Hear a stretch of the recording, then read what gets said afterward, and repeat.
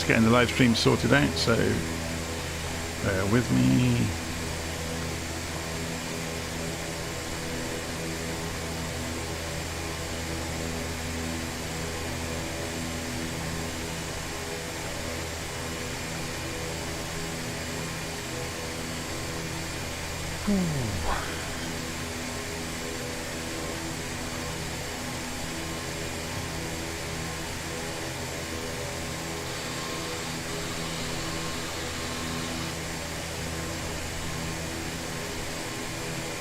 Okay, so at Kaikoura, we're going to go and program the flight, I guess, first. I'm not sure if this is going to have been populated. Oh, it has been populated, that's interesting. So, flight plan, route from NZKI, so November, Zulu, Kilo, India, to Nelson is next one, November Zulu, November Sierra. November Zulu, November Sierra. Execute. And then clear the discontinuity, execute that. Let's see where we are with levers. I've started this running on the runway, which is very kind of disconcerting because you can't quite tell where things are. So we go for a 15-degree flap. We set our target altitude for 7,500.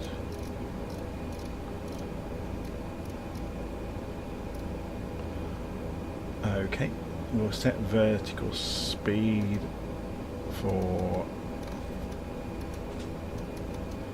2,500 feet a minute.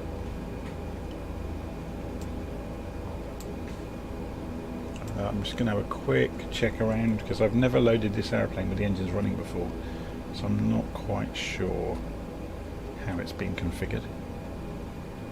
So everything looks okay except the beacon light isn't on, the nav light isn't on, the strobe light isn't on, the landing lights aren't on. It's supposed to be ready to go on the runway, and they've actually done nothing.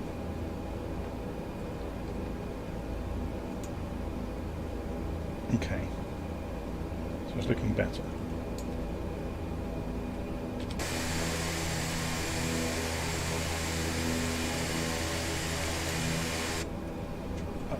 What about levers? So gust lock is off. The emergency brake is about to come off. Got the toe brakes on at the moment. So we will hold the brakes, remove the toe brake with the parking brakes.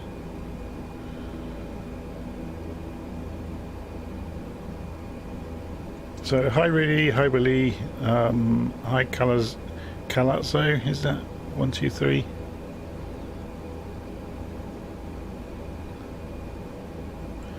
Okay, so I'm going to hold it on the toe brakes, get the engines up to notch and release. And we're going to attempt to take off on this very short runway. So indicated airspeed is alive.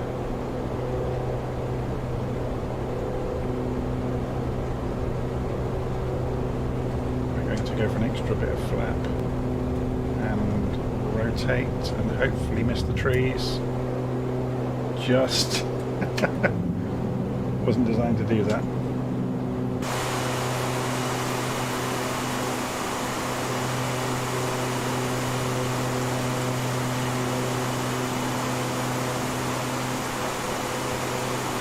Okay, so we'll just try and avoid this hill.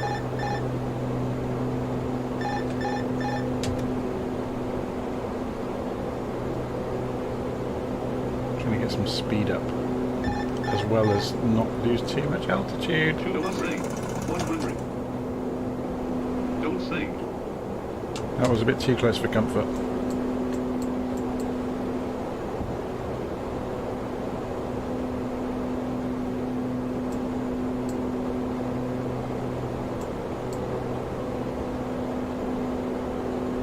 Luckily the rest of the airfields we are visiting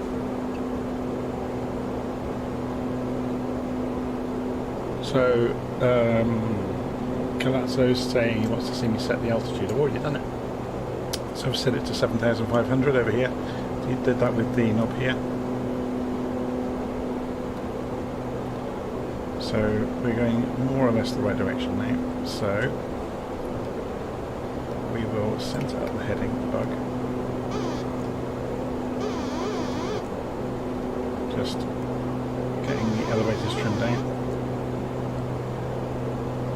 160 knots. That's looking fine. So let's go for autopilot now. And heading mode. We could go for nav select, to be honest. Need to keep an eye on those hills. Will we get enough altitude in time? So I've gone vertical speed, and we're going too steeply. You can see the speed is falling off. So we're going to come back down to 2,000 feet a minute. We're probably not going to make those hills in time, so we might need to divert slightly off of our plan. So we'll go to heading mode. We're going to turn north to give ourselves more room to climb.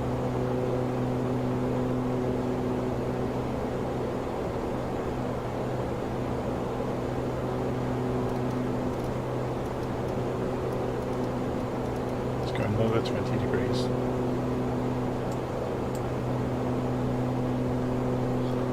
We're going to incline, take this out to 10,000 feet. Oops. So, there we go. So you can see it showing where we'll get to 10,000 feet at our current speed, or rate of climb I should say.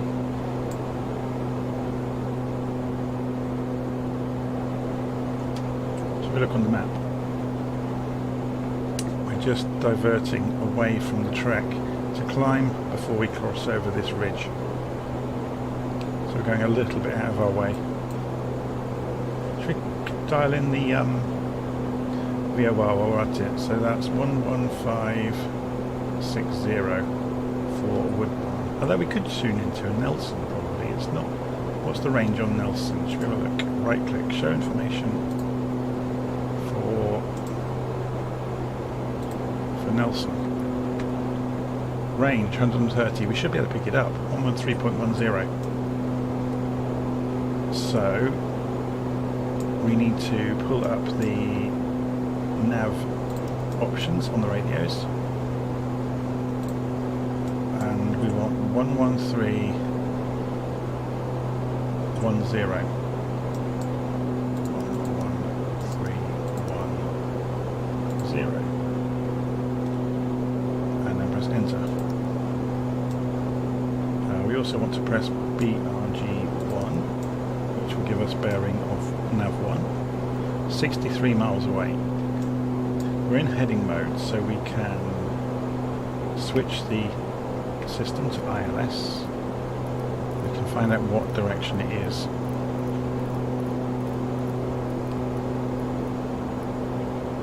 Yeah, so you do get the line on there as well that points straight to it, which is really handy.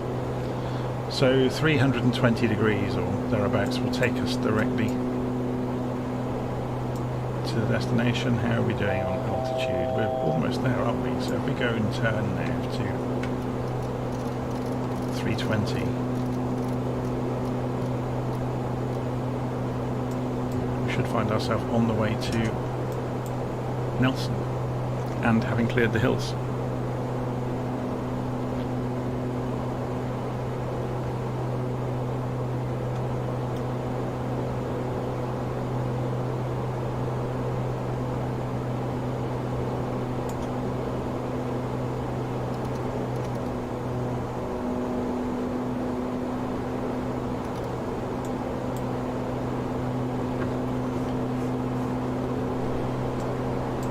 Hopefully we're high enough.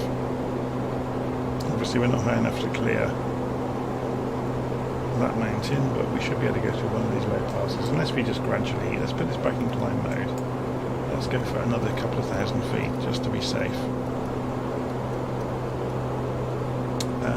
Vertical speed.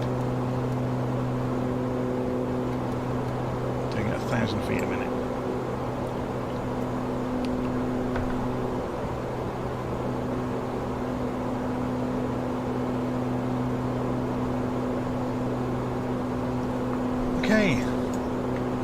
Let's increase the range on the display. Just looking at this. So, should we get it into arc mode as well? There we go. We can now see we're about 60 miles out from Nelson.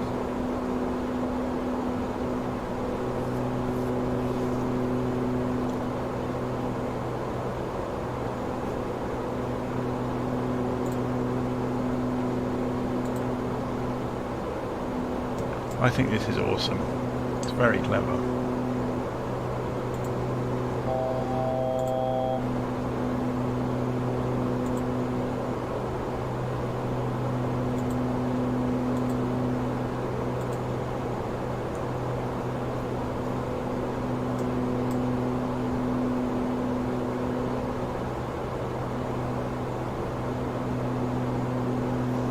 Okay, so we're coming up towards 12,000 feet. Now we're above 10,000, we can turn off the landing lights all the way, so don't need them.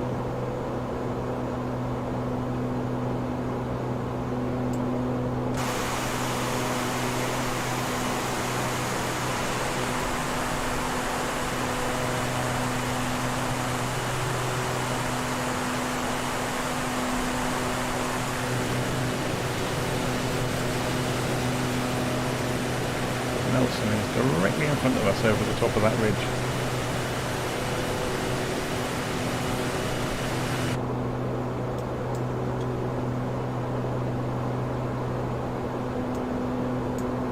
So if we were to... We're obviously being blown away from the track. Just turning us across the track a little bit more.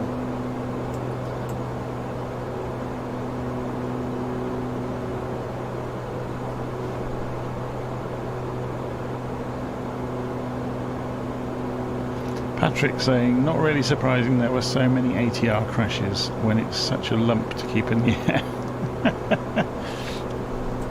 I haven't had any problems with it really.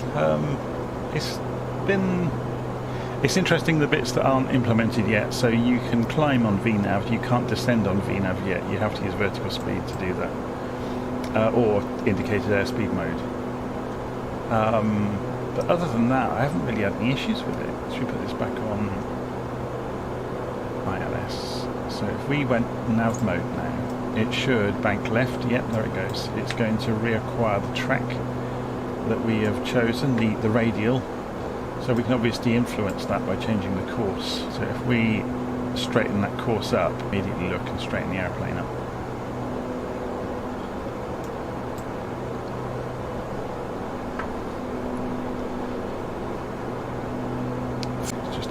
Ridge, if we're going to have a look on the map, you can see there's the river that's down there. Set up the detents, as they call them, on the throttle, which is what these are. To make sure that your throttle hits the markers along here correctly.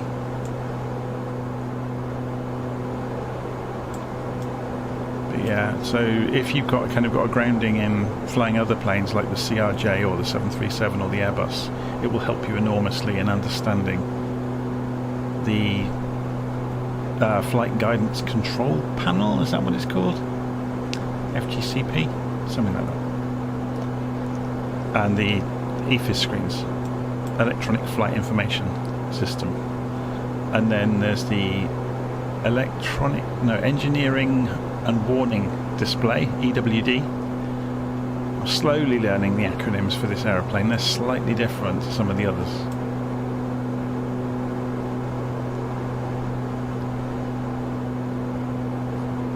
Yeah, if you know your way around the Phoenix A320 and you can program it by hand, then you'll be okay. Because this is an Airbus aircraft, after all.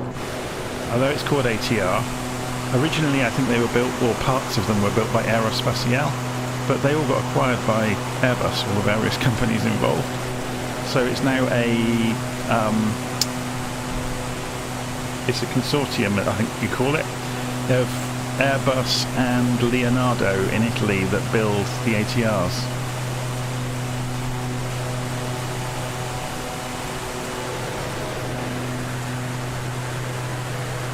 So yeah, you'll see some familiarity when you go through the MCDU programming flights. It's very similar to the Airbus.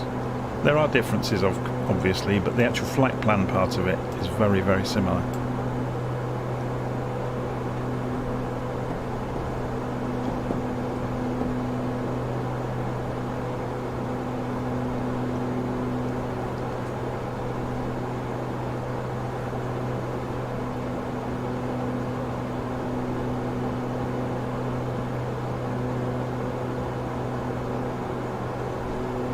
So we're about 20 miles out. I'm going to start descending. So we're going to come straight back down to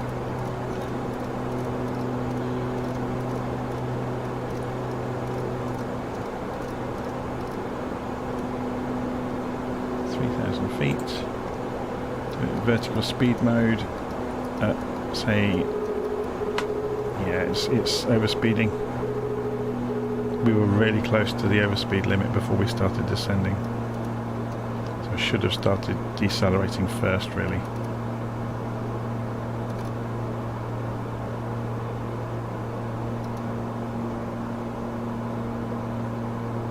So what we could do is use indicated airspeed mode, and we set a target airspeed. Yeah, that doesn't work right, look. So we're in IAS mode, but we can't set a target, or at least it's not letting us. Oh, we can now. Okay, we just need to put it into manual mode. So if we say 230 knots, for example, if I pull the throttles back to idle, it will descend at the best rate.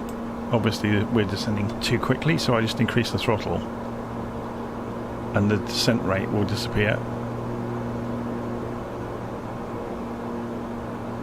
So we can get a shallower descent based on the amount of power we give it.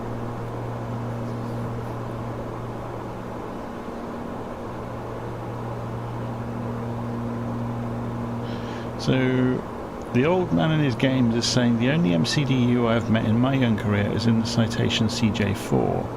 What is the next jet I should try? The CJ4 is really good, that's the problem. It's got the working title mod on it, hasn't it? That makes it really, really nice. The Longitude is a bit heavier, a bit faster, and it has an auto throttle. Another interesting jet that isn't too expensive, that's much closer to study level, is the BAE 146, but it works very differently than a lot of these glass cockpit planes. It's a plane from the 80s, and it looks it internally. It's still good fun. It's got a retrofitted CJ4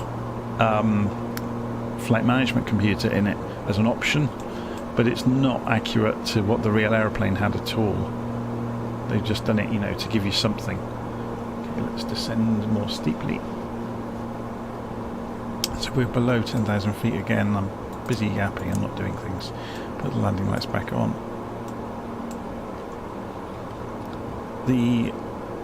I think the transition altitude around here is about 5,000 feet. Let's go and check. Does it tell us on the weather, maybe? Terrain ahead. It's 13,000 feet. Okay, so we should have gone and set the barometric pressure already to 1026 for Nelson. Terrain ahead. So it'd be interesting to watch this light up, because I put it on terrain mode. So you can see it's starting to colour in, because there are things at our altitude. So this hill should make it light up like a Christmas tree.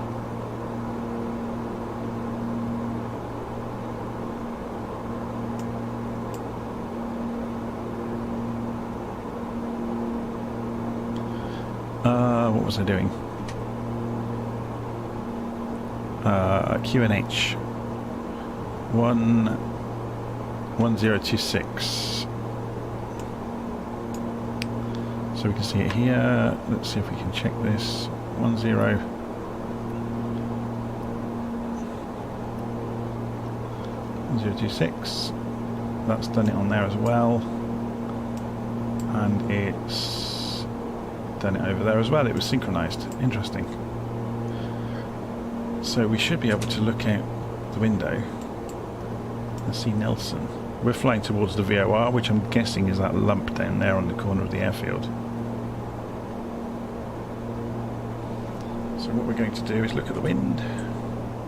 What's the wind doing at Nelson today? 7 knots. So we're going to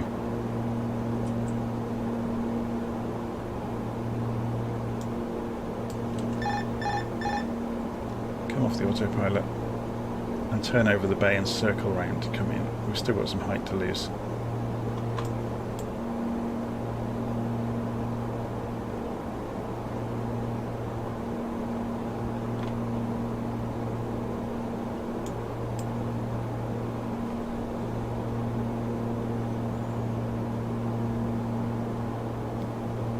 Hi, William.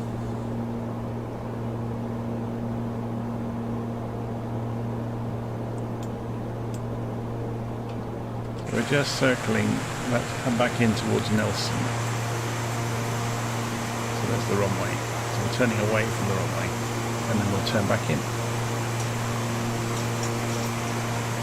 Yeah. We just got back.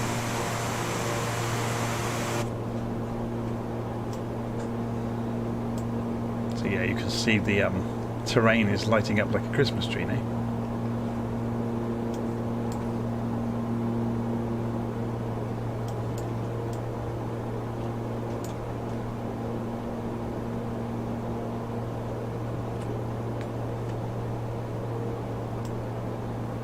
So let's see if we can say none on this so it's not so busy to look at. So we're going to have a look on the map. You can see we're flying back away from Nelson, and then we'll turn back in.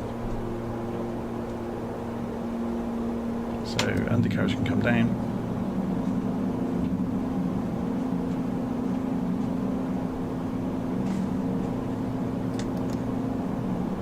Start extending flaps.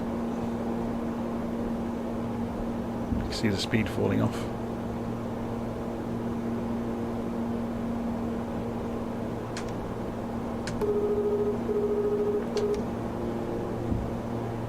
I don't know off the top of my head the V speeds for the flaps yet. So we were obviously getting a warning before the flap had even travelled there.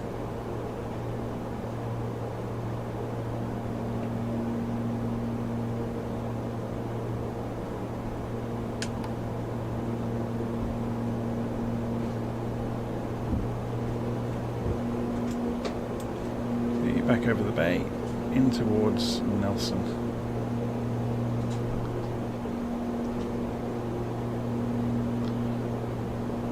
Should we do a full landing and then taxi back and do a full takeoff? It's a bit more fun, isn't it?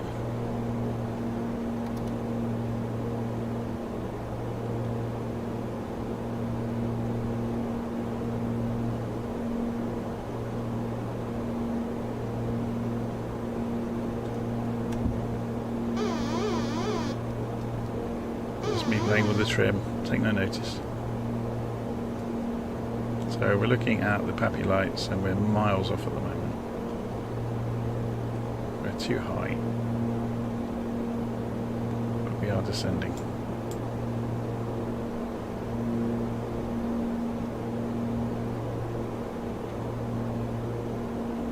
Into the sun, it isn't much fun, is it? 500.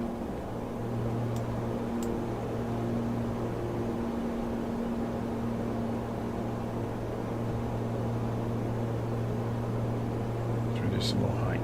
There we go. Almost onto the glide slope. There we go. 200.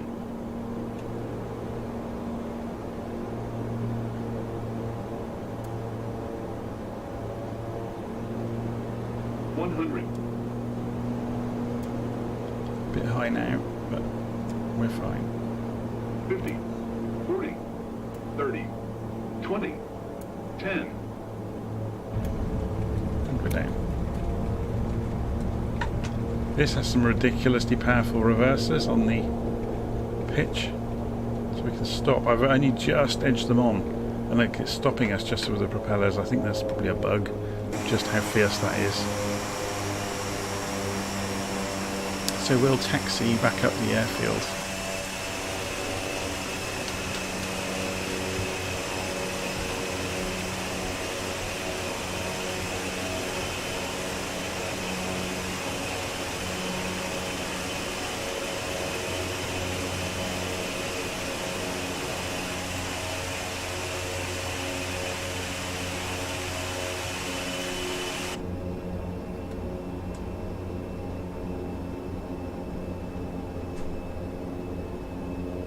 We'll put this back on takeoff mode. As we taxi back up, we'll go and reprogram the route. Well, I'll wait till we get to the holding point for the runway at the other end again.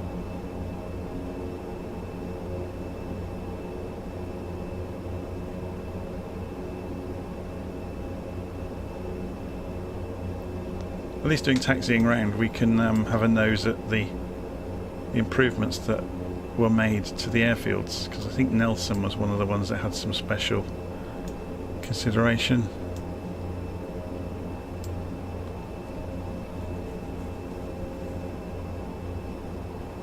Can I do category 3 wind shear? Well, anybody can do wind shear, can't they? I don't know whether the airplane can.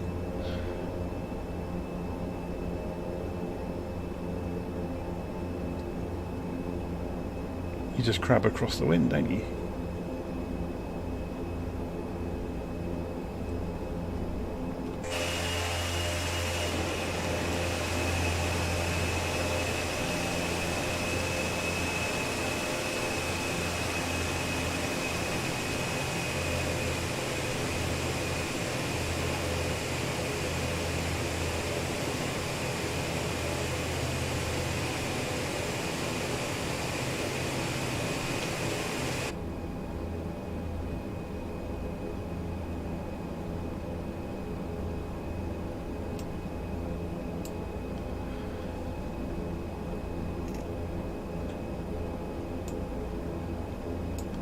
Okay, so we talked about programming the next leg, didn't we? So November Zulu, November Sierra over to Wellington, November Zulu, Whiskey November. Whoops, nearly went on the grass.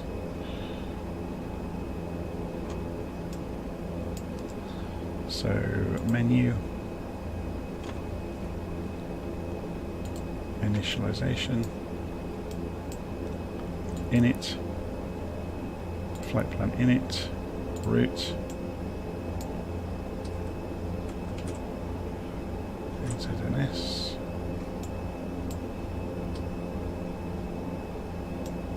all the levers are going to get in the way. I'm going to have to wait until I'm lined up, unless I'm really quick at this.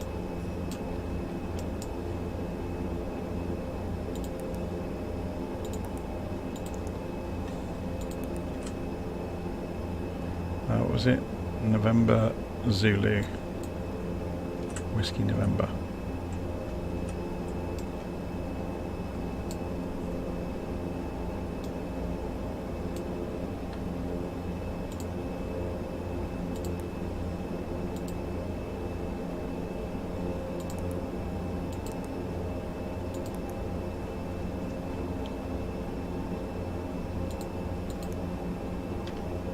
Then clear the discontinuity and execute that, and let's hope we're not on the grass yet, and we're not.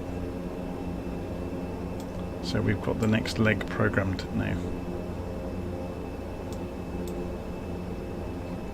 So we'll go and reset the altitude to go out to 7,500 feet. We've got the power management on takeoff.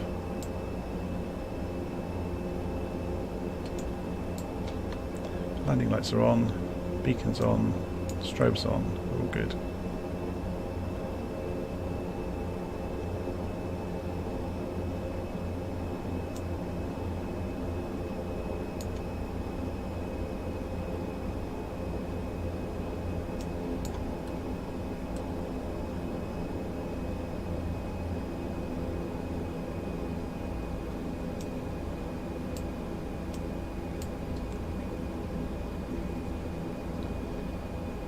Flaps at 15 degrees. Okay. Where are we getting a warning? Config warning.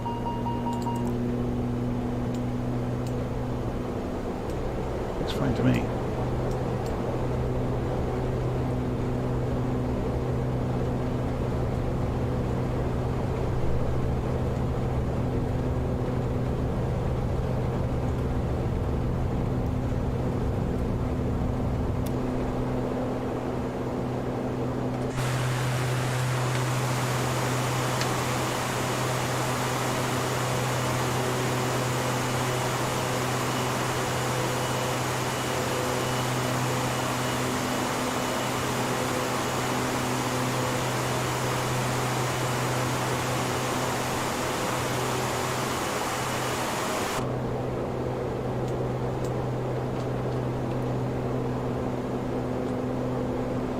Do a circle of Nelson before we leave.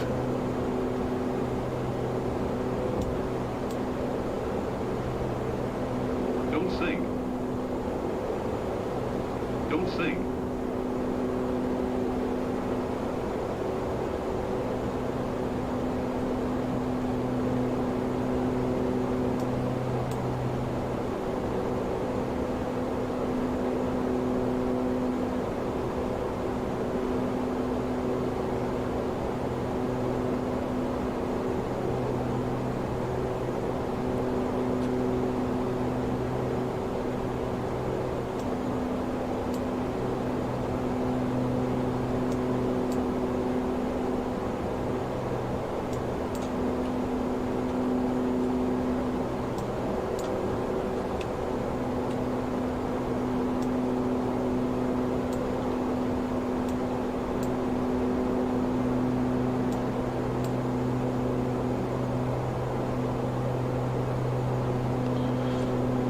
Okay, let's get on our way, shall we?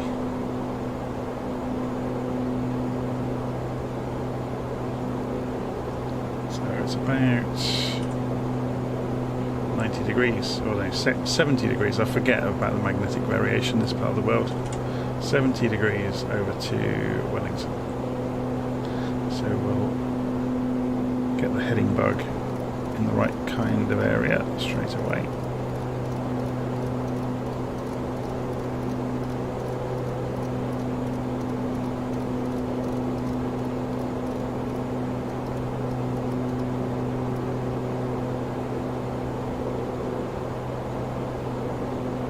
Set the vertical speed for the correct kind of climb rate, so VS.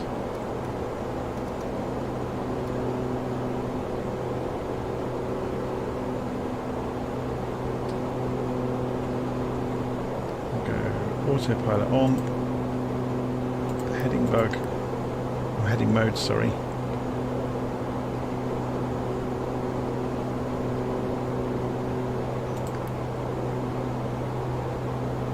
That's interesting. It's still got that issue with like the gyros hadn't caught up with the direction we were going, so it skewed left before it started turning right.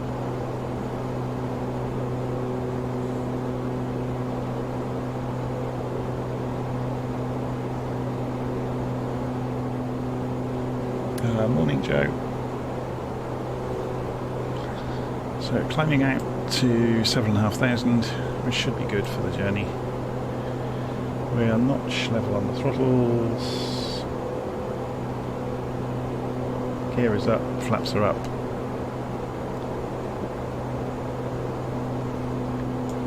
We could go to IAS mode, couldn't we? And then say, let's have 200 knots, please. So within 1,000 feet of our target altitude, that's what the klaxon was. So the nose should come up now in IAS mode to arrest the acceleration. So we'll turn it into climb rate instead. You see there goes the climb rate increasing. And it's not holding it wonderfully, is it? It's in IAS mode though, with a selected altitude. It's doing it though. Obviously we'll have to come off the throttle very soon. So let's increase the range on the display. There we go, we can see now Wellington out in front of us, across the water. Obviously we're travelling across the Havelock and Picton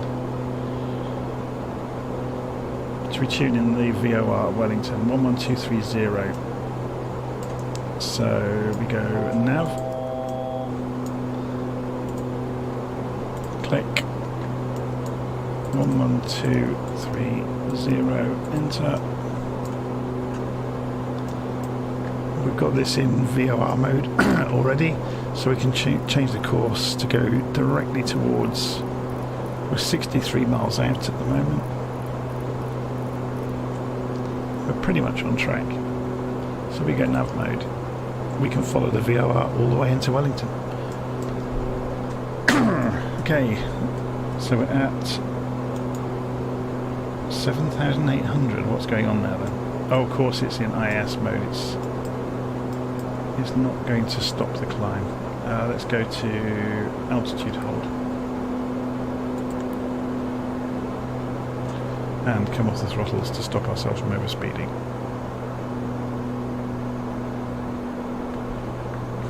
Should we get that altitude back down to 7,500? So vertical speed 500 feet a minute. Should do it.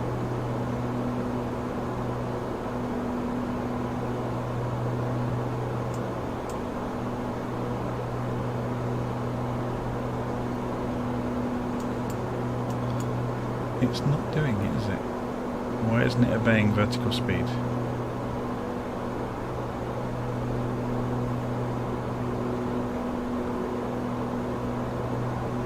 Maybe it's a bug. Who knows?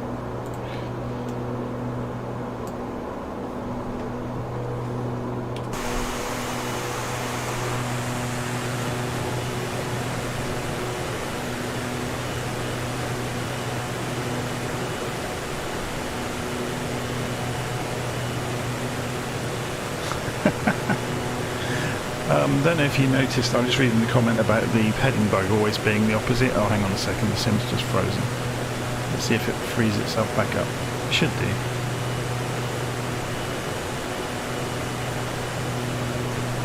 There we go. So, I don't know if you noticed with the heading bug, if you can push it in and it then instantly goes to the direction you're facing. If you push the heading knob in.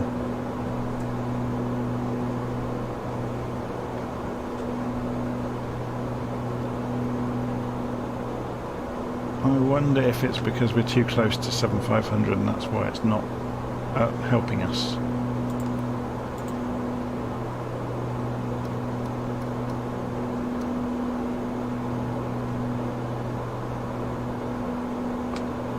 So let's drop this down to 7,000 feet. Yeah, it's doing it now, look.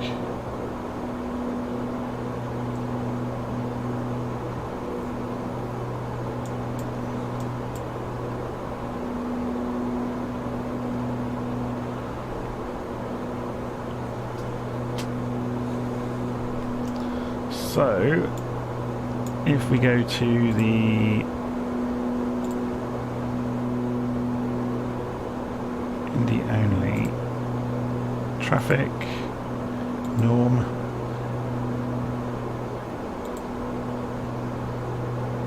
there we go.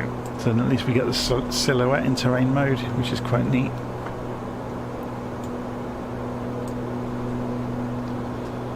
Off to Wellington we go. I'm just going to go and grab a coffee on the way. Just before I disappear, I just want to make sure this isn't going to accelerate into overspeed. It's edging that way, isn't it? I'm just going to pull the throttle back very gently.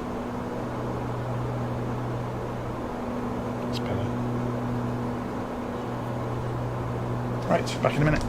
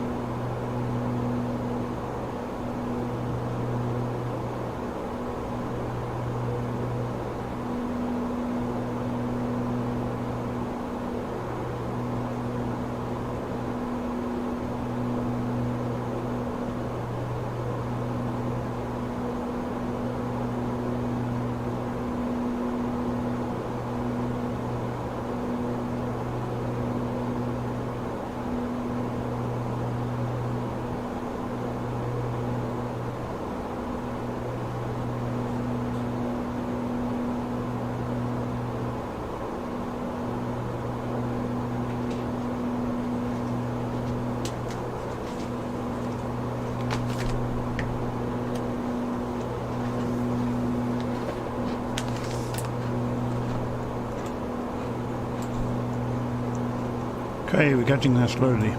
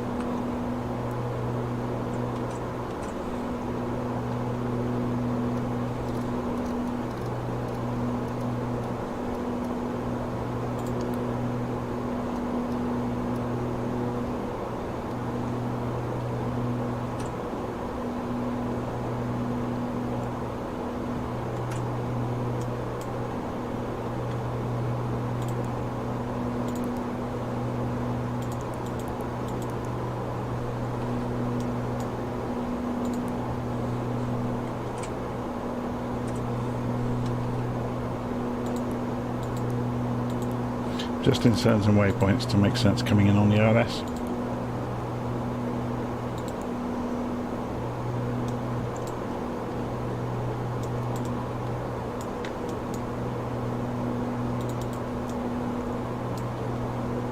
Okay, so you can see it now.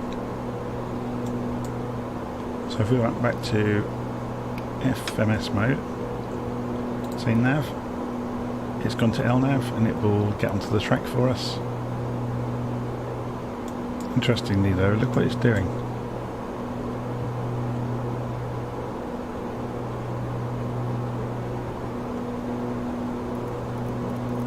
The course is backwards. Has it lost its mind? I've gone back to heading select.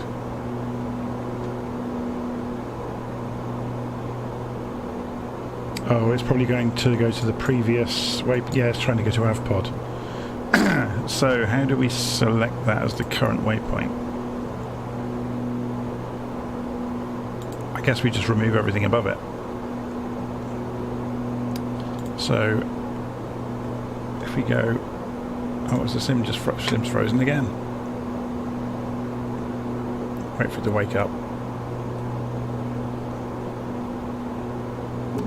There it goes. So if we clear,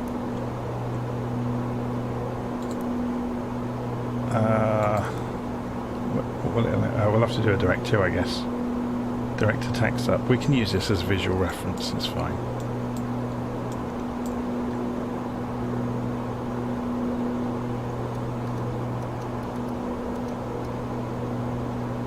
So we'll come back down to 2,500 feet above sea level.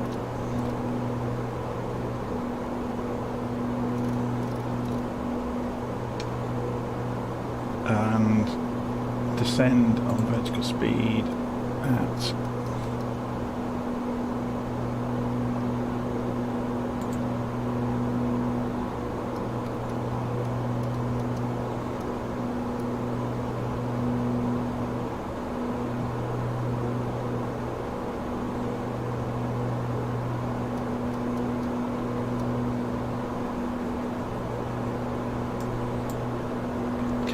doing that, we'll go and tune in the ILS, shall we?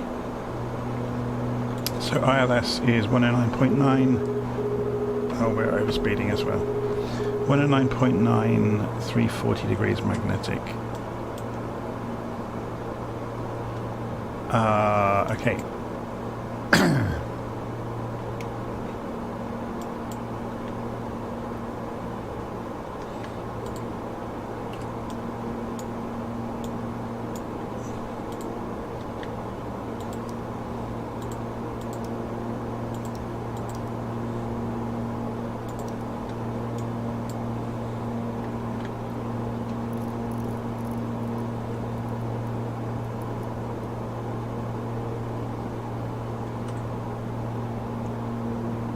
340 degrees magnetic. Did I say 40 or 340 before? I thought I looked a bit wrong. Okay, so ILS is tuned in.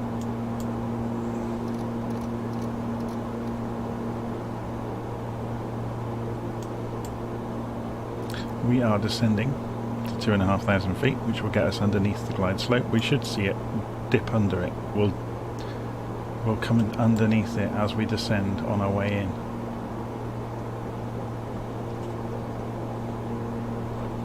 Don't really need ILS today, it's a lovely day, but we'll use it anyway just for a bit of fun.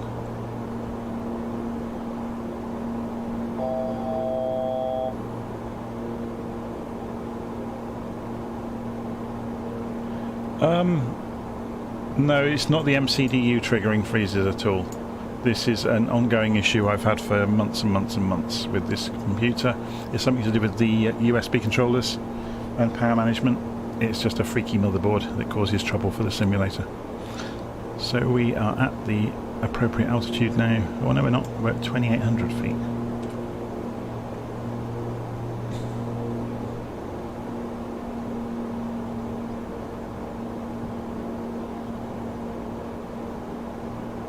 So we're just going underneath the ILS as we speak. And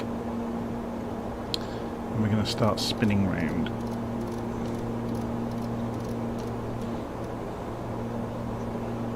So come onto the beam. Should we try approach mode out for a change? Should be fine.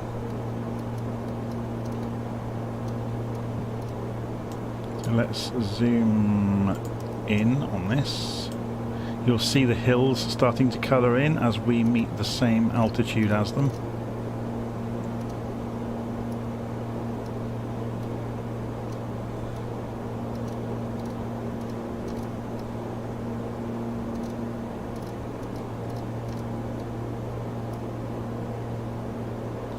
Okay, so we're slightly off to the left. What's going on? We're going too slowly. Okay. Oh, it really does. The stick shaker is quite violent. Okay, so the autopilot has kicked out because of the stick shaker. It's my own fault for not watching. Now it's trimmed up. So we're just correcting the trim on our way. We're fine. You can see the airfield. I'll just fly it in by hand. It's a lot safer if I fly it by hand than if I let the computer do it.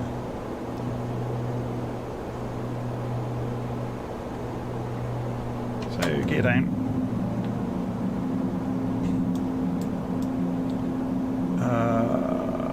Landing lights are on.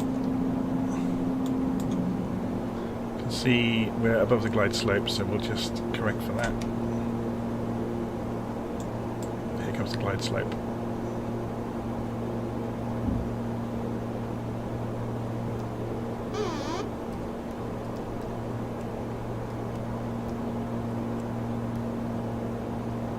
Here comes the localizer.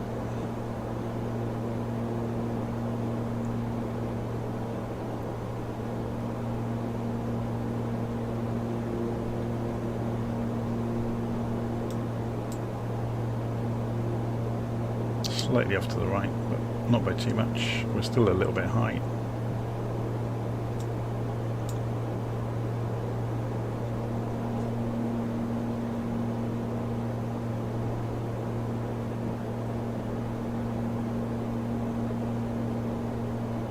Comes the glide slope.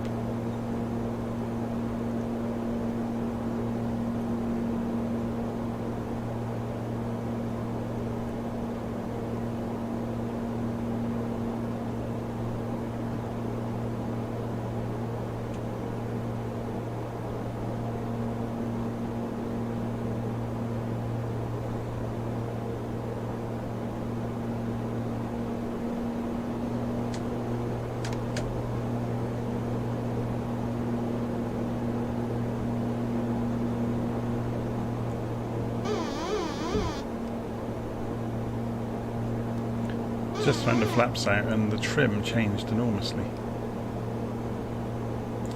They've really gone to town on this scenery, haven't they? It's very, very good. You can usually tell by the quality of cliffs.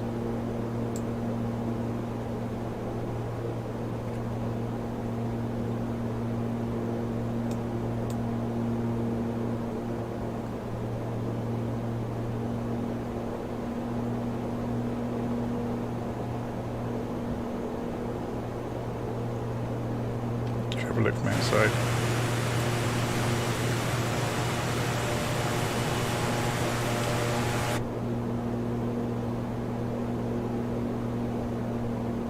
$500.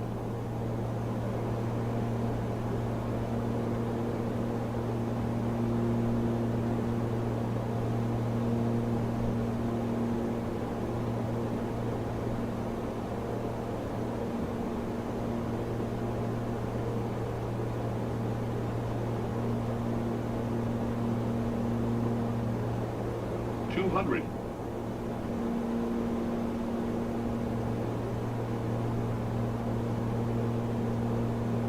$100. $50. $40. $30. $20. $10.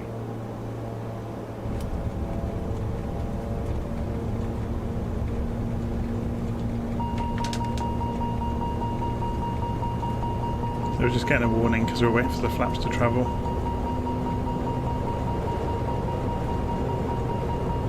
Doesn't like it, does it?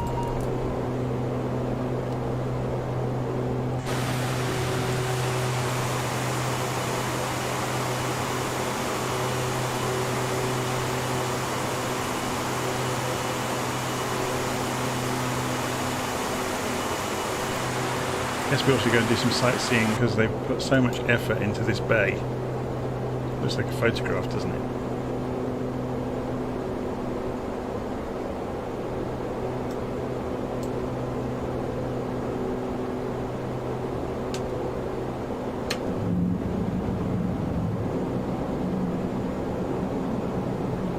Don't sink.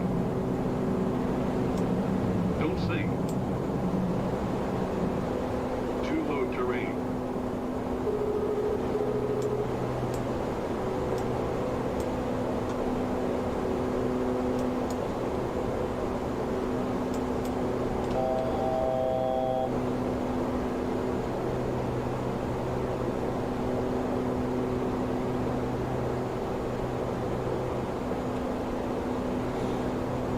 It's pretty cool, isn't it? The photogrammetry is very good around here.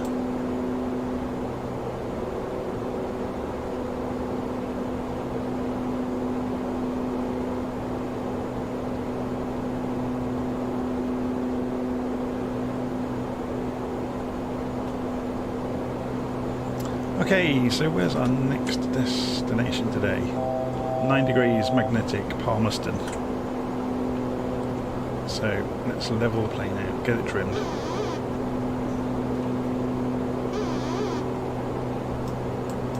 Go and set our target altitude 7,500.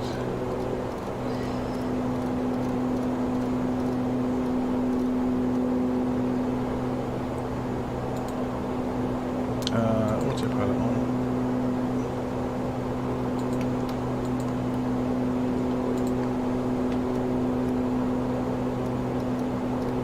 What is going on with this? Oh, okay, it's my fault.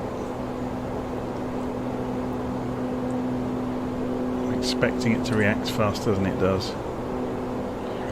So we were going NZWN NZPM.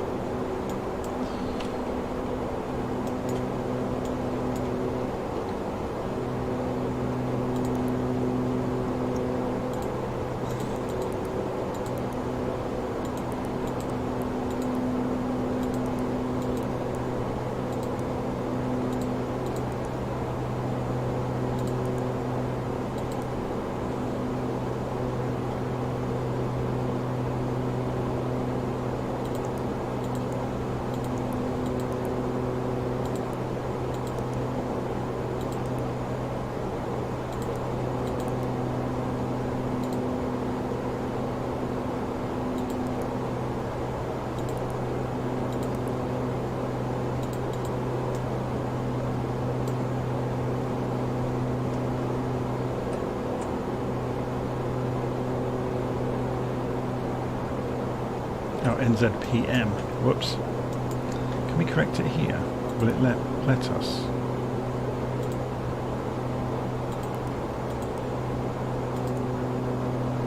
No, didn't think it would somehow. Init, flight plan init, routes. Can we pick up this one? Clear, no. N, Z, W, N, slash, N, Z, P, M would be the correct one. Execute. Clear the discontinuity. Execute.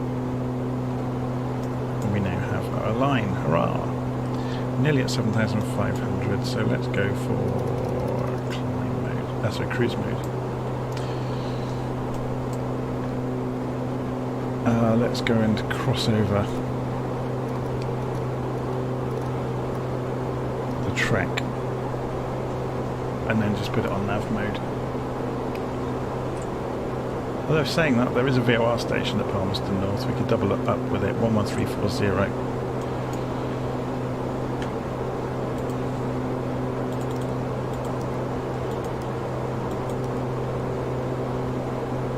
Enter.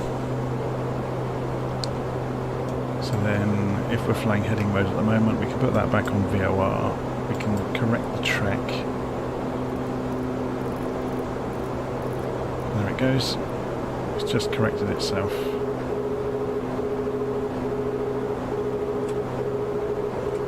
Now we're overspeeding.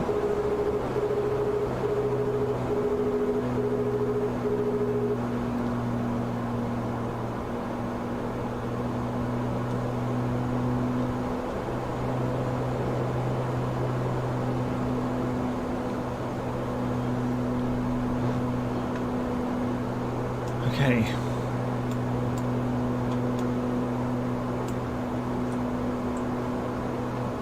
So we should come back over the top of the track in a moment. We can put this back onto FMS mode.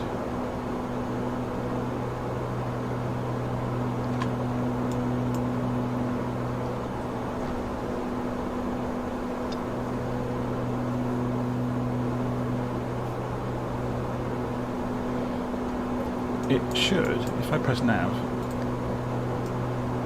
so it's gone to LNAV now, so it should line up onto the track now for us because we were on an intersection course.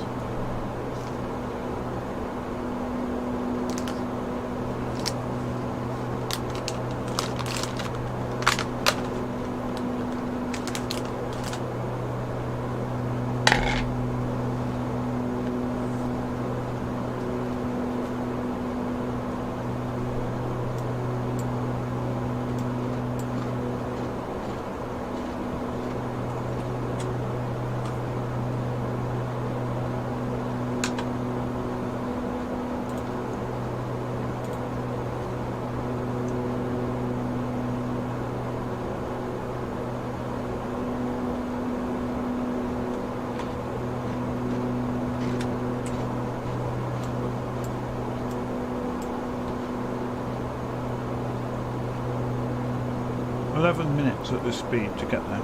Not bad, is it?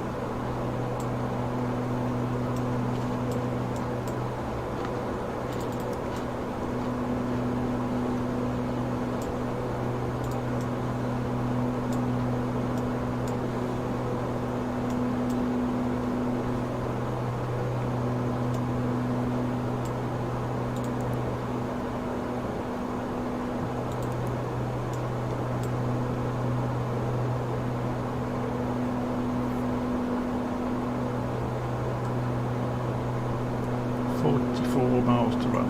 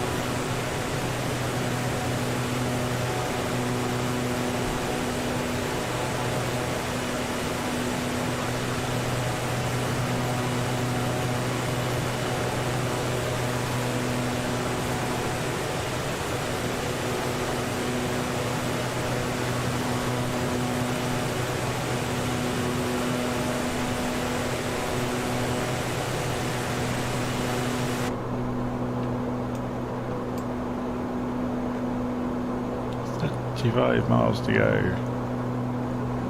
Should we drop down to 5,000 feet?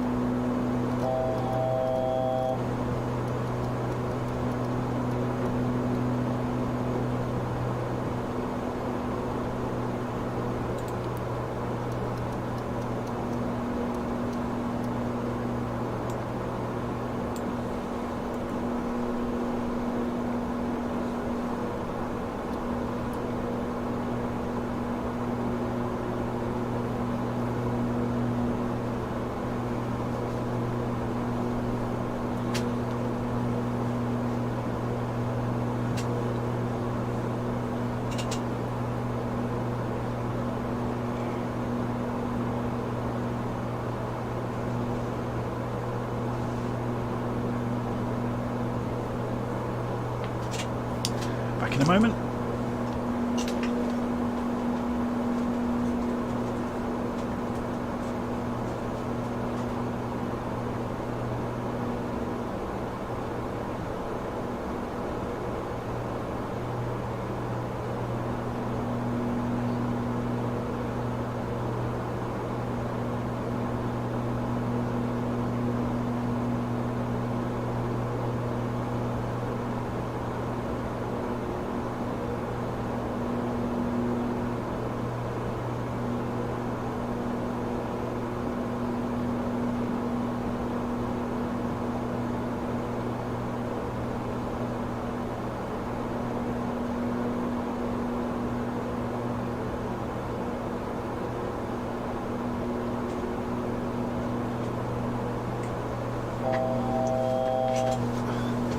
Back, and we're just on the limit of overspeed.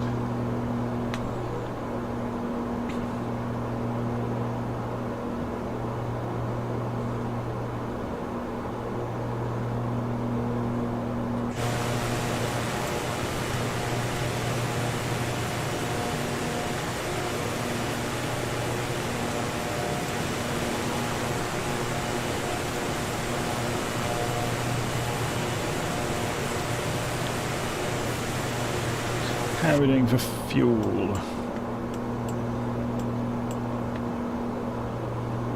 205.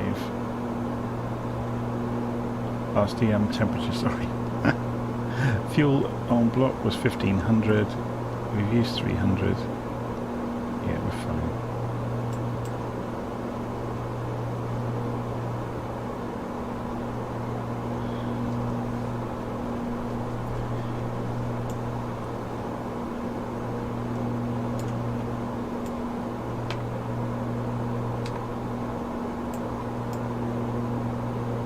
Be interesting to see if this is remembered.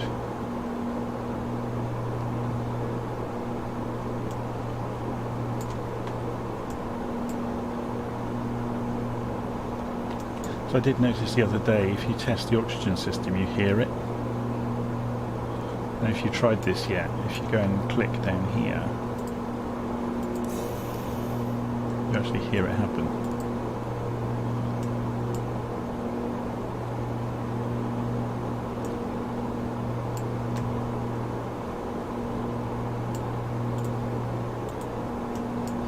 Quite amusing. I didn't realise that did that.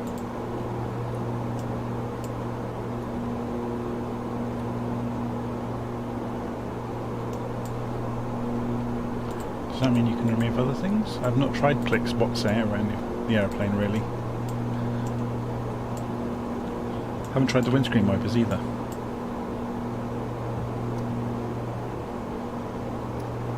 Seem to work.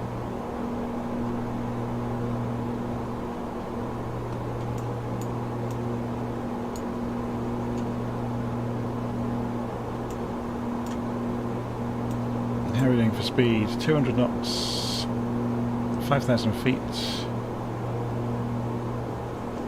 approaching Palmerston.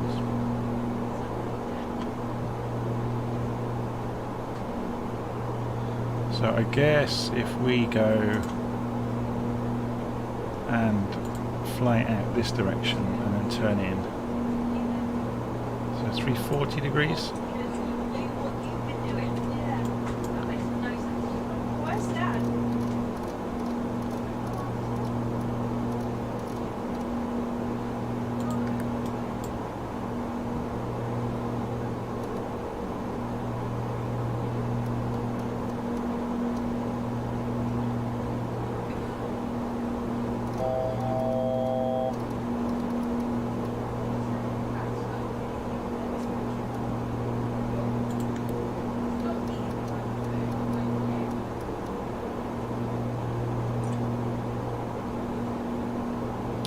So what altitude is Palmerston above sea level?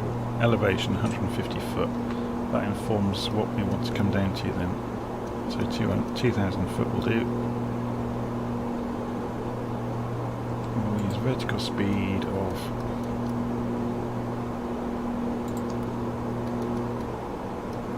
1,500 feet on the way. I'm going to turn off the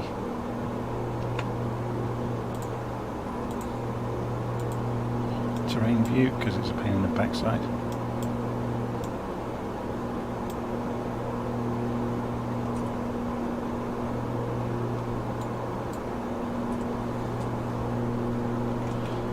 So let's see if we can get visuals with Palmerston. Where is it?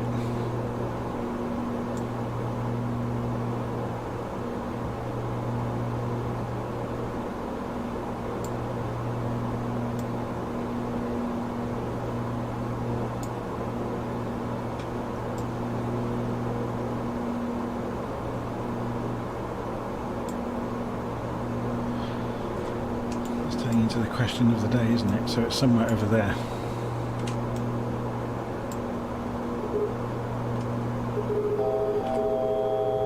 And we're overspeeding again.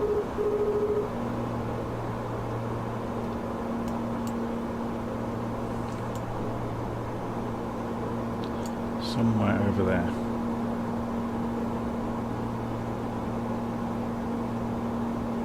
That's it there, isn't it?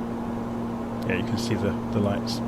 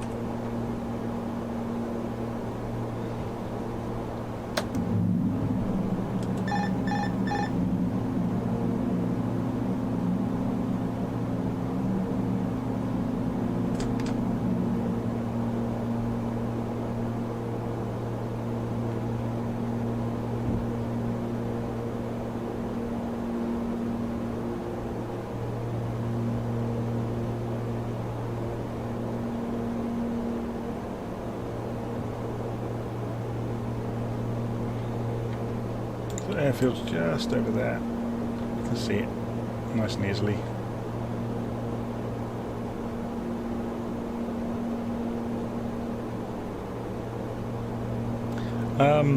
So Captain Nathan's asking about liveries. I know nothing about liveries. I'm the wrong person to ask about liveries. Especially if they're built by somebody else, because there's no guarantee anything works if it's built by someone else.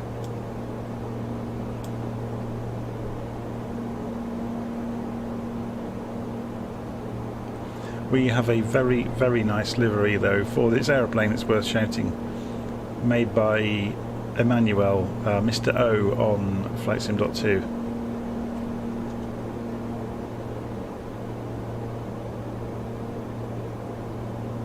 He's made a really nice livery for this aeroplane for us, for Virtual Flight Online.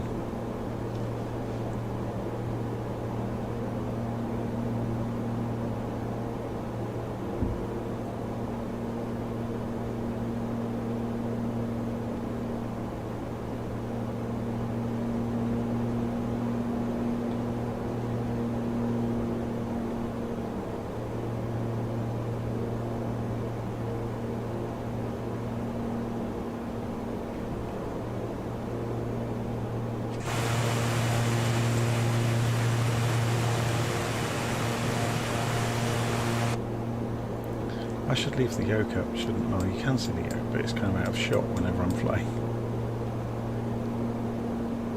So otherwise you can't see the yokes actually moving when I'm putting control inputs in. Although they're very small control inputs. So we're a bit high, just looking at the PAPI lights. So let's go and convince this aeroplane to get lower.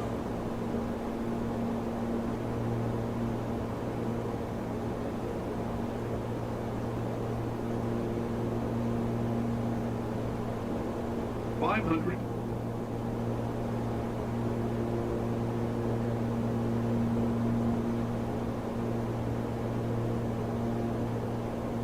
They love their trees on approach routes in this simulator, don't they? Too low now.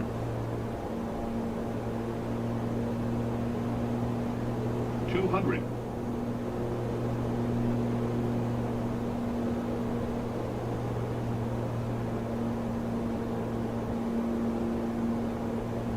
$100.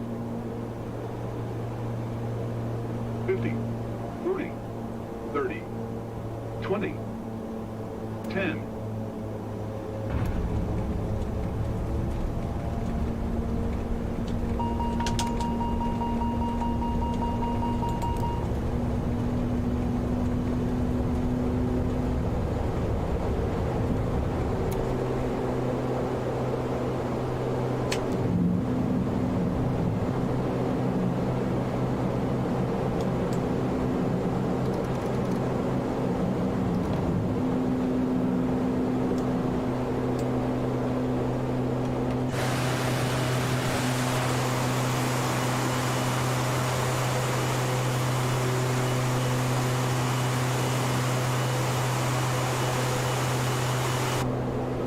Okay, where's next on our magical mystery tour?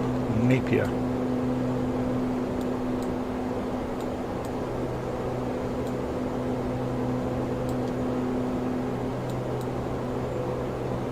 $77. I'm just going to do this by hand, I'm not going to program the route.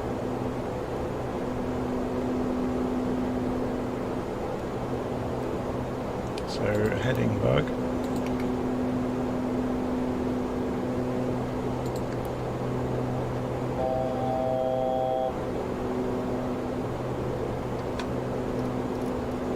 That's interesting, isn't it, when you watch what the airplane does if you don't turn autopilot on, and to see if it gently rolls away. It usually does.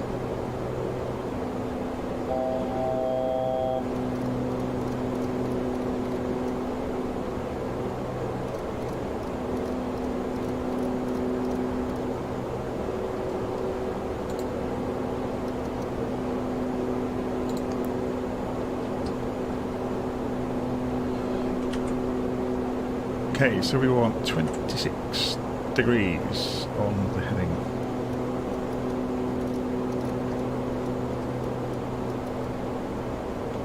What about winds though? Okay, so 24-ish. Maybe 23 degrees. There is another VOR over here though, 113.80. That will make our life easy, won't it? So 11380. Enter. Switch this to VOR on the navigation radio. We turn the course to go straight. We're going straight for the VOR anyway. And then we go to nav mode, and it will track the localizer, also the VOR signal. We are still climbing out to 7,500. Everything's looking good. Wheels up. Flaps can come up now. And that should have gone to climb mode quite some time ago, but it hasn't.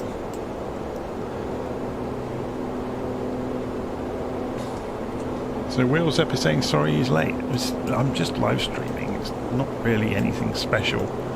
I'm just messing around in the ATR again. Going through the motions really, hopping from airport to airport. It's quite straightforward to program actually. Should we go and program this while we're at it? We may as well. It'll keep us busy on the way, won't it?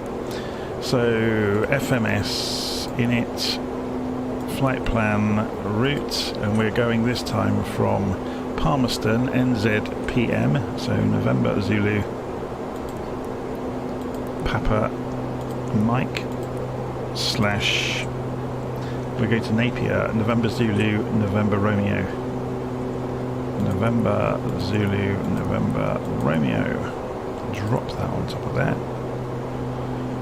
Execute that. Clear the discontinuity. Execute that. And we have our line on the screen. If we increase the range on this, and again,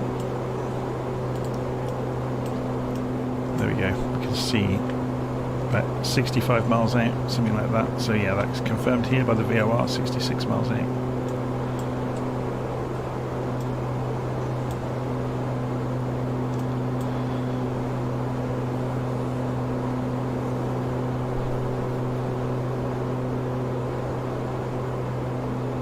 So Mickey Aussie is saying thanks for the efforts in educating. I'm not really teaching, I'm just showing you the progress I'm making with it, and kind of you're coming along and being able to see me make the mistakes, and which I think is the best way to learn, is to see other, like I keep overspeeding, for example. It's the best way to learn, isn't it? So let's just get the speed away. But I'm winging it today, I'm not following the procedure, so there you go.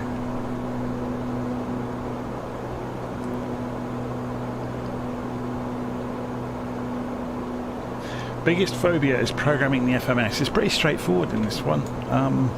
Yeah, it's not too bad at all. So as you just saw, while I'm in flight, I was able to just go to the FMS page, go to init, flight plan init, route, and then put in from and to as the ICAO codes for the airfields. That then took me into the flight plan page with the discontinuity, so I hit clear and deleted the discontinuity. If I wanted to do a procedure like a standard instrument departure or approach route, you just click on the airport and it shows you the ones that are available. So for example, coming into Napier, with the wind coming in from the northeast, you're going to come in maybe runway 34. So runway, so you've got RNAV, runway 34, that just means that area navigation. And then we've got various stars. What that actually means is standard approach routes. So if we right click on this and show the procedures for Napier. So here's it's basically ways into the airport that are known ways. So there's one there, look. There's another one, another. So you just find ones that make sense. So that would make sense. So if we were to use that, we've got a load of flight plans somewhere else, haven't we? What's over there? Oh, it's where it was this original flight plan. So if we go to, where is the flight plan gone? Window, flight planning, here we go. Let's get rid of some of this flight plan.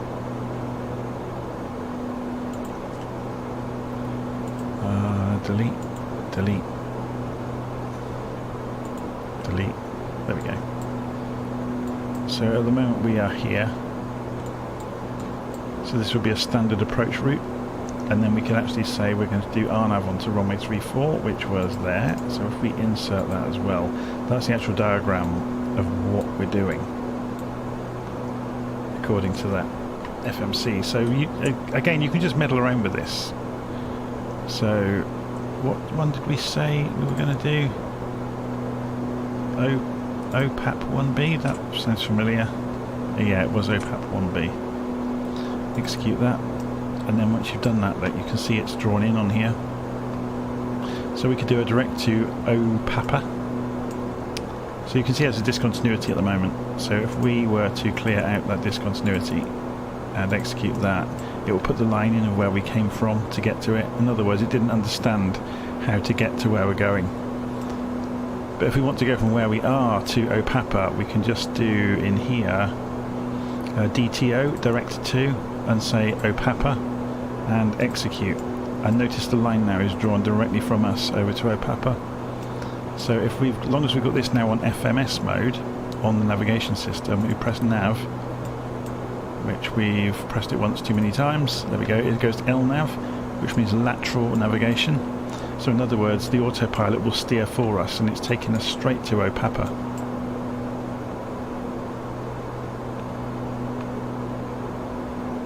So knowing that we're 40 miles out, we're at 7,500 feet, we're going to start descending now anyway.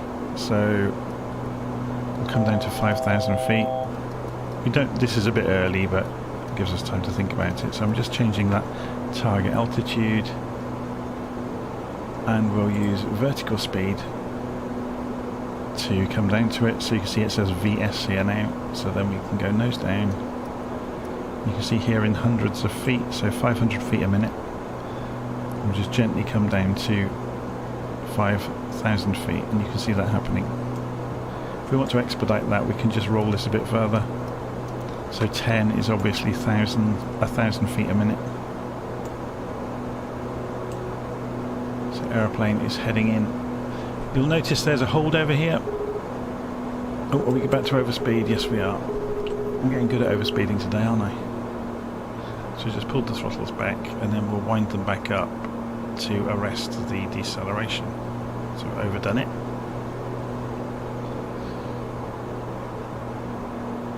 That's about it, I think.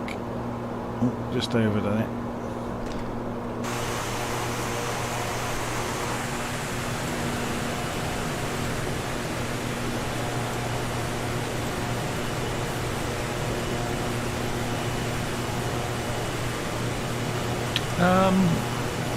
I think the difference is the flight management system for the ATR is an Airbus MCDU, isn't it? You can see there are differences, but it's similar. So if you're used to the Airbus, you're going to be fine.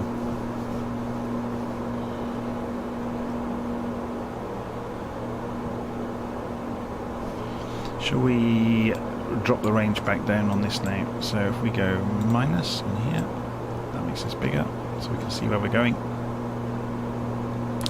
Something you'll quite often find is this will give you altitude restrictions, or will it? Yes, it will. There you go. So 1,100 feet at FF34, which is there. But before you get there, it's up to us really. So we've got 240 knots. There is no real speed restriction all the way in. Sometimes you get like noise abatement areas where they'll have speed restrictions.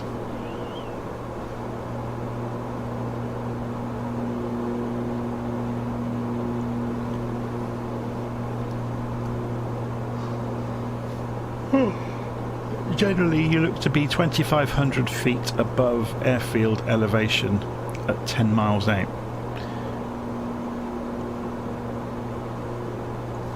And that gives you a 3-degree glide slope into the end of the runway.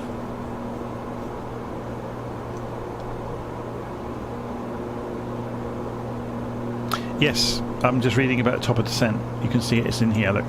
So based on us being at 5,000 feet, what we're actually looking to do is, so that's 10 miles, yeah? So that's, oh, it's going to be 8 miles for the ILS, but you're looking for 2,500 feet by Akina, really.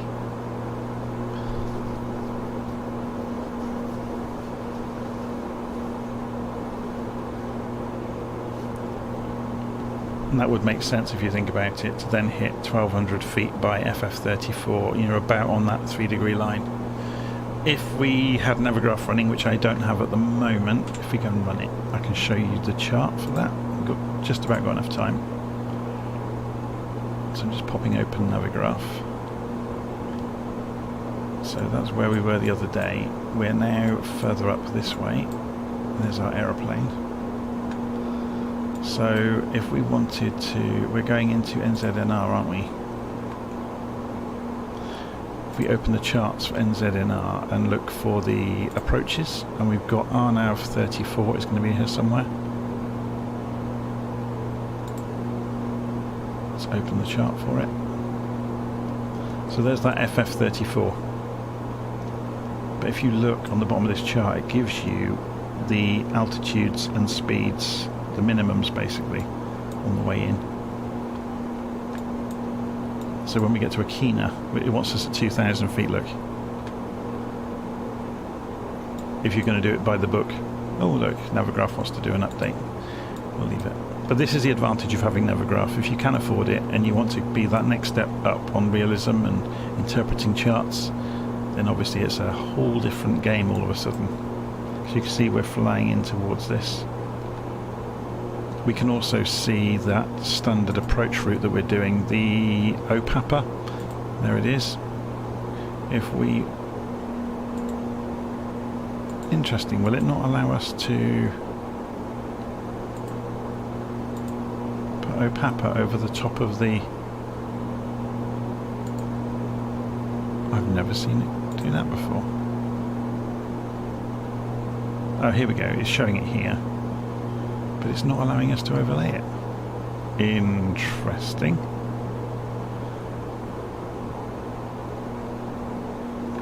Usually it would let you. Anyway, we won't concern ourselves too much with that. Does the autopilot follow the route? Well, look, it's in LNAV. That's exactly what it's doing at the moment. So that means lateral navigation. In other words, the autopilot is steering left and right to hold the flight plan.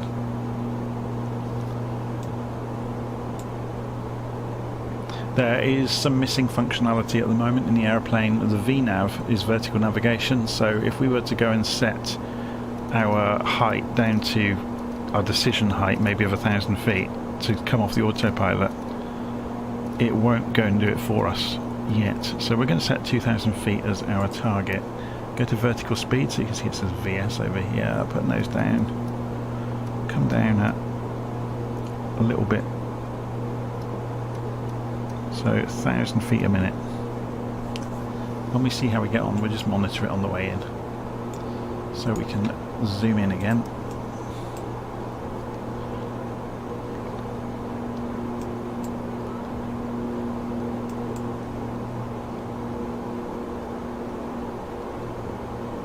Notice we are accelerating because we're going downhill, so I'm going to pull the throttle back. You need to be 180 knots or less for the gear to come down. So look, the aeroplane's turning left all on its own. It's following the flight plan.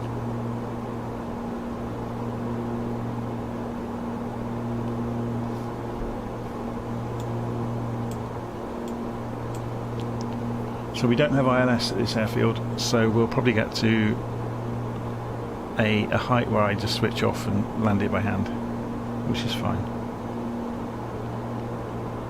What does VNAV do? Vertical navigation. It means the aeroplane will track the path back, usually for climb, but it will track, if it was fully implemented, which it isn't yet in this aeroplane, it would be able to do the descent for us as well.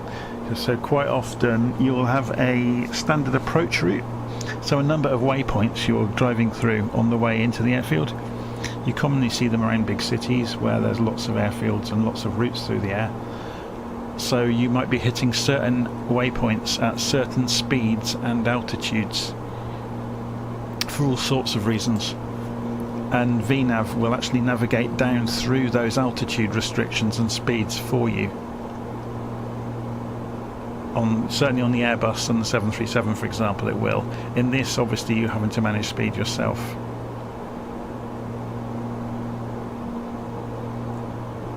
It's pretty clever, though.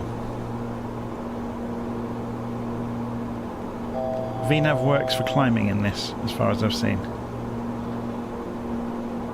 So if you go and do a standard instrument departure from one of the big airports that's got a fiddly departure route, it's pretty good at doing it. So you can see now we're coming up to Akina and we're coming down towards 2,000 feet, so everything's looking good.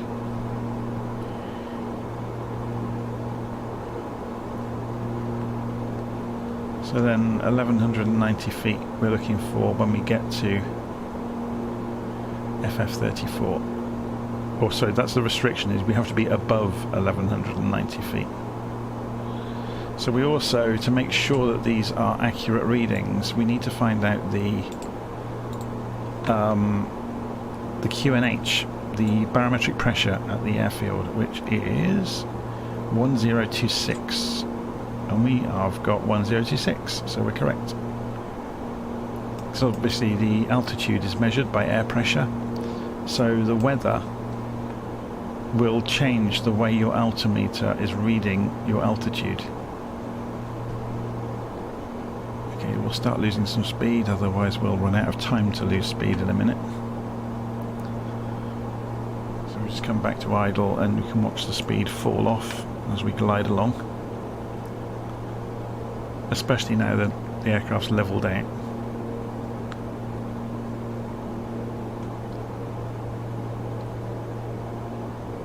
Okay, so we're below 180 knots now, so we can go and drop the gear and you can see the maximum speed marker has moved on the indicated airspeed ribbon.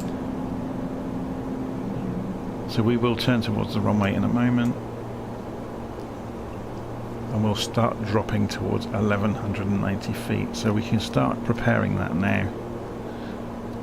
So 1200 feet on the target altitude. As soon as we turn around the corner, we go vertical speed and drop it further. We could fly it by hand from here though. You'll see the runway, we're only 10 miles away. So if we go and look out of the window, it's over there somewhere. There it is.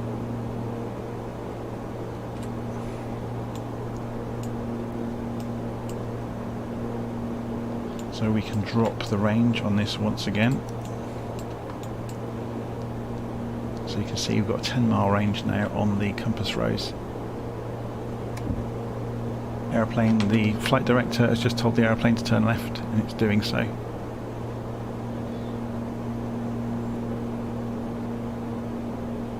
And it's telling it to roll back out of it now.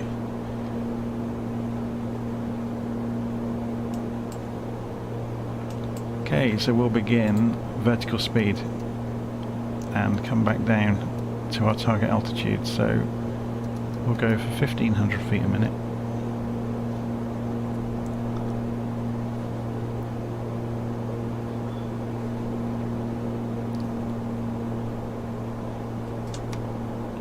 So I've just introduced some flaps as well, which will increase the drag on the aeroplane.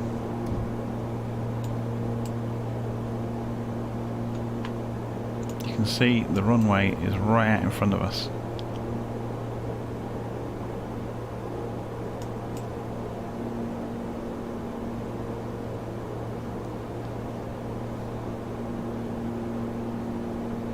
So we descended a bit sharply there. We could probably have done of coming down a bit more gently.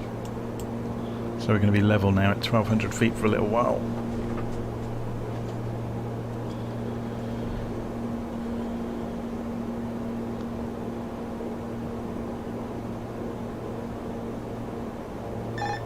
And we're about to stall by the look of it. Yeah, we are. So I'm just increasing throttle. So the autopilot has disengaged because we got too slow. So I'll just take over from here and land it. So I'm just going to trim it. That's what Space Invader sound is. It's the trim. Okay, let's straighten our view up. So we're doing 150 knots, which is fine. Go for the next stage of flap.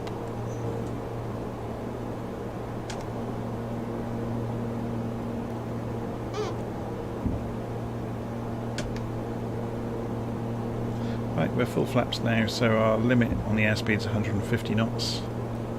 We're quite steep. So we'll come down. I wonder if there's any lights on the runway here. Even if you don't have ILS, usually an airfield will have lights. Yeah, it has, look, it's got, they're called PAPI lights. If you've got 4 white lights, you are too high. You will notice then, if I drop, watch those lights, 2 of them will go red. So if you get 2 whites and 2 reds, there's 1 red. So you want 2 whites and 2 reds. There's 2 reds. Yeah, and then you come in, you'd like pull the nose up and try, it's just judging it basically. But it helps you line up the 3-degree glide slope by just aligning the lights. So we're too high again. Now we're back on track. Does that make sense? So that's what the PAPI lights are for. If you've got more than 2 red lights, you're too low. If you've got more than 2 white lights, you're too high. 500. So I'm just checking. Gear is down. Flaps are down. Speed's a bit fast, so we're going to come back to idle now and just let it roll in. Keep an eye on those PAPI lights, which ensure a nice, smooth approach. 200. Oh, we're too low, look. I'm getting slow, so I'm just opening the throttle gently.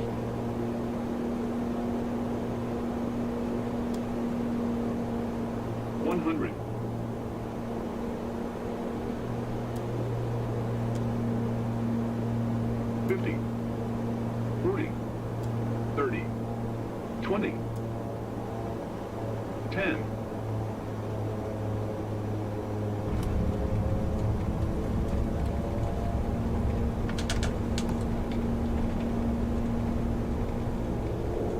So we're just going to reverse on the pitch of the propellers, which has slowed us down enormously.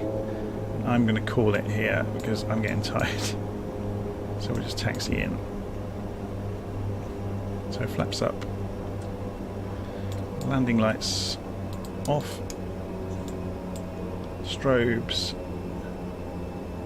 wherever they are, off.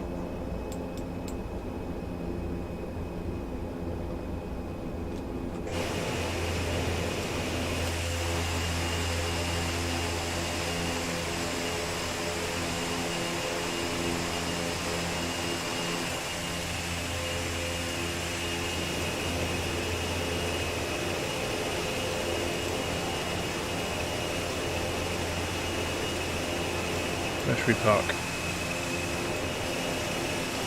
Go this way.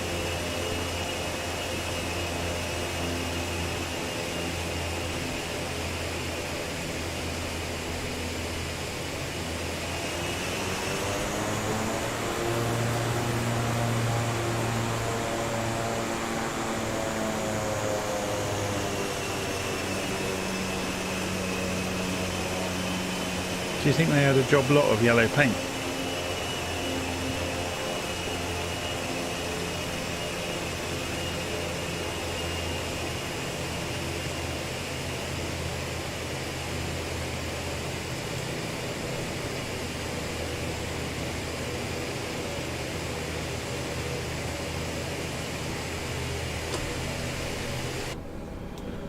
Okay, let's pull it back to feather.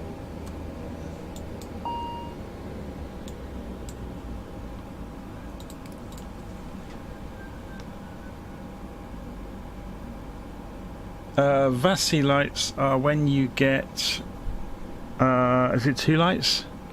And Pappies are 4? I can't remember now.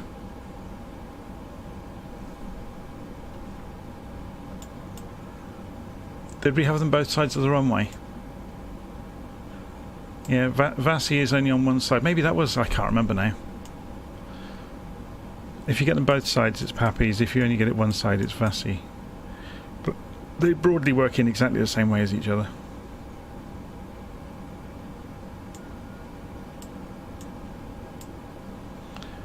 Right, I'm going to call it. I'm going to go and have a cup of tea and sit down and catch up with the rest of my family. So I'll see you all again soon.